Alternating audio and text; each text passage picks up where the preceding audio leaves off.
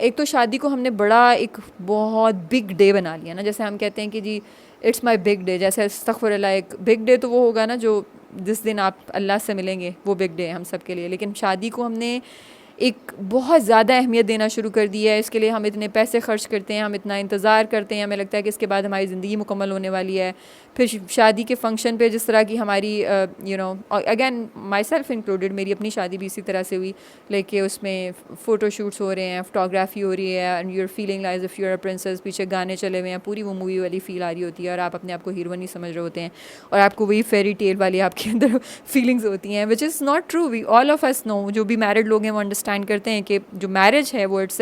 Very different from that wedding day और all the dreams you have about that wedding, until unless you are a very mature person and you already know कि अच्छा हाँ ठीक है, life ऐसे work करती है।